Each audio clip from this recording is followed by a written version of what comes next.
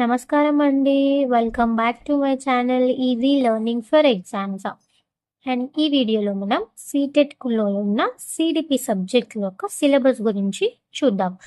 Previous వీడియోస్‌లో CTET అంటే eligibility ఏంటి, ఏజ్ లిమిట్ ఏంటి, కట్ ఆఫ్ ఎంత ఉంటుంది, అలాగే ప్రిపరేషన్ స్ట్రాటజీ ఏంటి, 120 మార్క్స్‌ని ఎలా గెయిన్ చేయాలి అని 2 వీడియోస్ అయితే అప్లోడ్ చేశారండి. ఎవరైనా చూడని వాళ్ళు ఉంటే ఒకసారి వెళ్ళి చూడండి.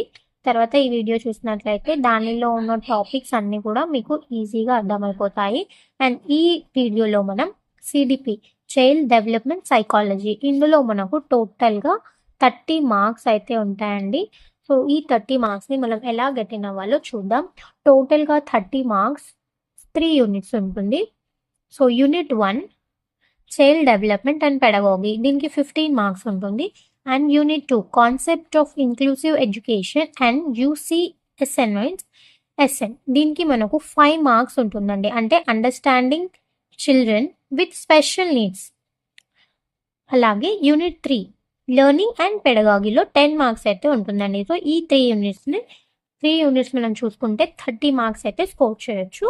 అయితే మనం యూనిట్ 1లోని కాన్సెప్ట్స్ అయితే ఈ వీడియోలో కంప్లీట్గా చూద్దాము. అలాగే ఈ వీడియో కంప్లీట్ అయిన తర్వాత కాన్సెప్ట్ వైజ్గా మనము లైన్గా 1 by 1 వీడియో అయితే డైలీ అప్లోడ్ చేస్తానండి. ఎవరైనా మన ఛానల్ని సబ్స్క్రైబ్ చేయలేకపోతే సబ్స్క్రైబ్ చేయండి. డైలీ సీటెట్ క్లాసెస్ అయితే డైలీ 1 వీడియో అయితే చేస్తాను. కంప్లీట్గా సీటెట్ టోటల్ సబ్జెక్ట్స్ కవర్ చేయడానికి అయితే ట్రై చేద్దాం.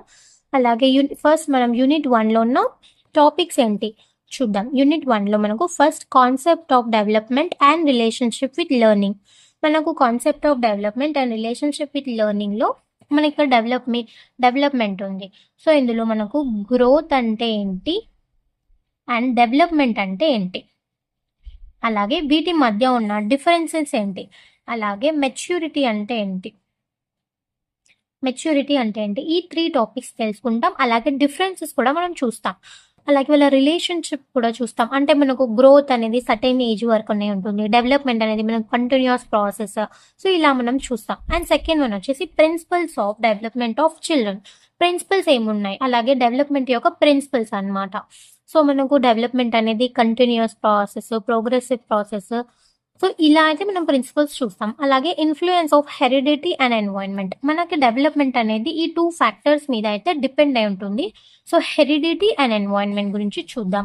అలాగే socialization process, social world, children, teachers, parents and peers. Socialization మనకు సోషలైజేషన్లో టోటల్గా అందరూ టీచర్స్, పేరెంట్స్, పియర్స్, స్కూల్స్ అన్నీ కూడా మనకి ఇంక్లూడ్ అయి ఉంటాయండి. సో దీని గురించి మనం చూస్తాం. అలాగే ఈ పాయింట్ చాలా ఇంపార్టెంట్ అండి, ఖచ్చితంగా ఇందులో నుంచి బిట్ వస్తుంది. ఈ థియరీస్ ఇవి.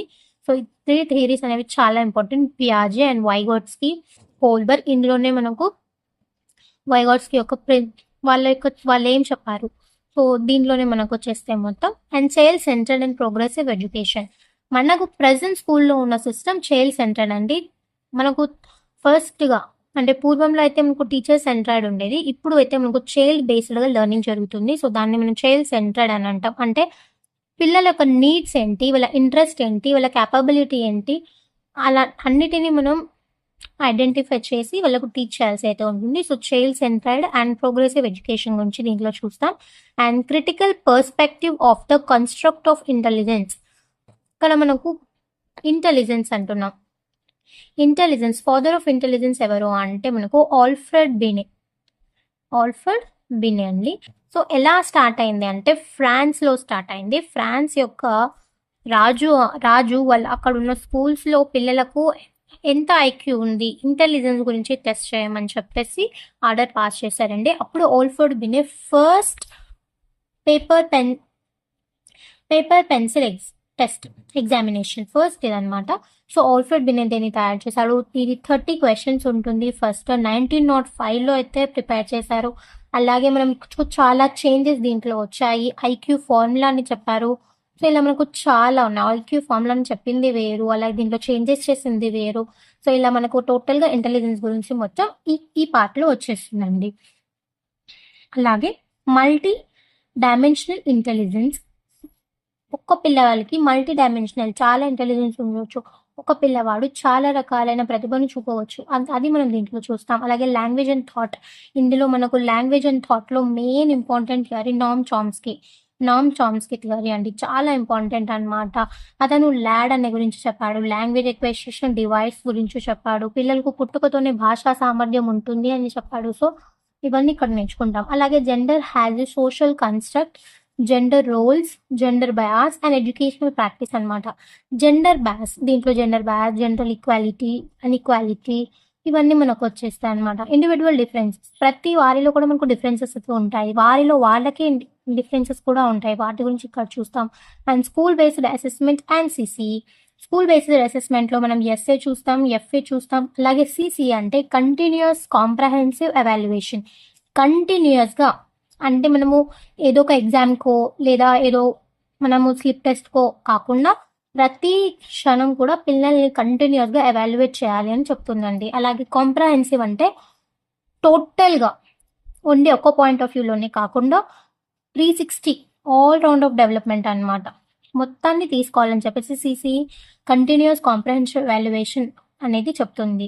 సో, వాటి మధ్య డిఫరెన్సెస్ ఏంటి అనేది ఈ టాపిక్‌లో చూస్తాం. అలాగే formulating appropriate questions for learning and assessment readiness levels of learners for enhancing learning and critical thinking in the class room and for assessing learner achievement. క్లాస్‌లో పిల్లవాడు ఎలా వాళ్ళకి అర్థమవుతుంది, వాళ్ళు ఎలా ఆలోచిస్తున్నారు, ఎలా రెస్పాన్స్ అవుతున్నారు, వాళ్ళ థింకింగ్ ఎలా ఉంది, సో క్రిటికల్ థింకింగ్ అంటే ఏంటి, క్లాస్ రూమ్లో ఎలా ఆలోచించాలి, ఇవన్నీ కూడా ఈ టాపిక్లో అయితే చూస్తామండి. సో ఇదింతా మనకు టోటల్గా యూనిట్ 1 అనమాట. యూనిట్ 1లో మనకి టోటల్ కాన్సెప్ట్ అనేవి కవర్ అయిపోతాయి. సో ఈ టోటల్ కాన్సెప్ట్కి మనకు టోటల్గా 15 మార్క్స్ అయితే మనం గెట్టిన్ అవుతాము. So 15 + 5 + 10 total 30 marks. సో ఇవి మనకు చిన్నగానే ఉంటుంది. సో మనం డైరెక్ట్గా పెట్టే బిట్స్ కూడా ఇందులోనే ఉంటాయండి. సో మనం ఈజీగా నేర్చుకోవచ్చు. డైలీ 1 టాపిక్ అయితే మనం చూద్దాం.